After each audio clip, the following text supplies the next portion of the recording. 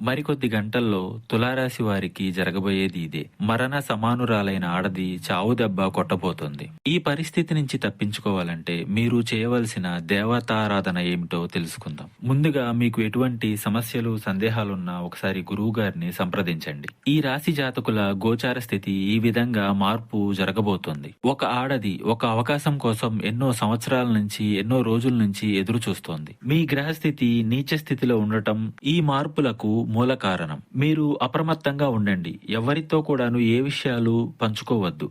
అలాగే మీరు మౌనంగా ఉండండి. ఆ యొక్క స్త్రీ మీ యొక్క బంధుమిత్రుల్లో ఉండొచ్చు, మీ సన్నిహితుల్లో ఉండొచ్చు, అలాగే మీ యొక్క సహోదరుల్లో కూడా ఉండవచ్చు. వారికి ఒక అవకాశం దొరుకుతుంది. మీ మనసుని మీ మాట వెన్నీయకుండా మీ మీద రుద్దేస్తారు. వారి నిర్ణయాలను మీ మీద రుద్దేస్తారు. తత్ఫలితమే మీరు సమాజంలో అబాసుపాలు కావడం, ఉన్నత అవకాశాలను చేజార్చుకోవడం, ధన నష్టం ఇంకా ఎన్నెన్నో జరుగుతాయి. మీరు ముందుగానే జాగ్రత్తగా ఉంటూ మీ ఆలోచనలను ఎవరితో పంచుకోకుండా జాగ్రత్తగా ఉండండి. వీలుంటే వెంటనే దేవాలయానికి వెళ్ళండి. పరమశివుని దర్శించుకోండి. పరమశివునికి మీ కష్టాలను విన్నవించుకోండి. తప్పక సమస్యల నుంచి బయటపడతారు. ఇంకా ఇతరత్ర ఎటువంటి సమస్యలు సందేహాలున్నా గురువు గారిని ఒకసారి సంప్రదించండి.